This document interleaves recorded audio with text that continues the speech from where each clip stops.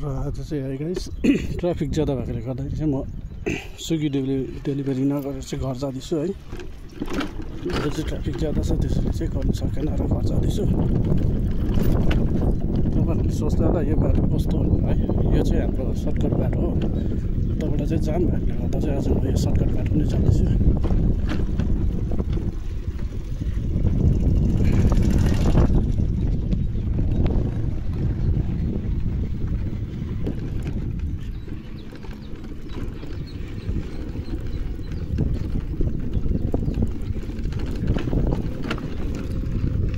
यो चाहिँ अब कस्तो भन्दा यो चाहिँ अब हामीले आफै बनाएको बाटो नि त है, हामीले बनाएको सर्टकट बाटो हिँडेर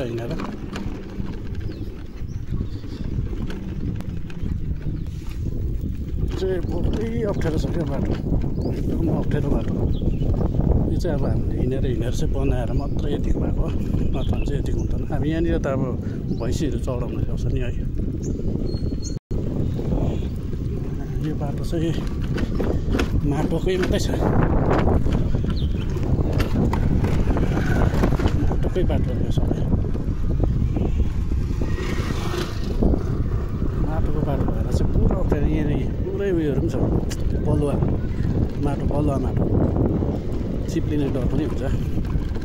चिप्लिने पनि अप्ठ्यारो सही बाटो हो। र कसको हिलो लडिरहेको छ, कुन चाहिँ हिलो लडाइरहेको छ, ज्यादा भन्छ मार्दै हो कि बाटो छ यस्तो सर्टकट। हाइवेबाट त जानै सक्दैन, आज त हाइवे त पुरै जाम छ। यहाँ पनि बनिँदैछ।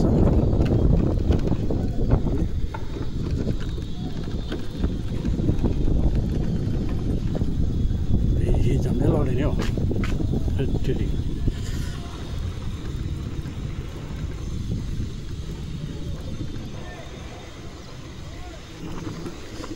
बाटो छ यस्तो गाइस सर्टकट।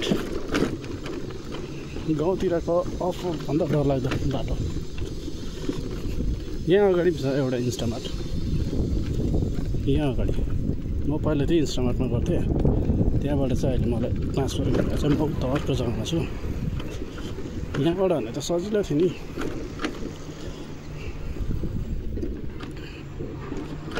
यो अगाडि देख्दाको चाहिँ इन्स्टामार्ट हो अर्को।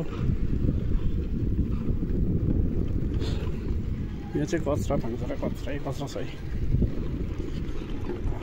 बाटो के अप्ठ्यारो फेरि।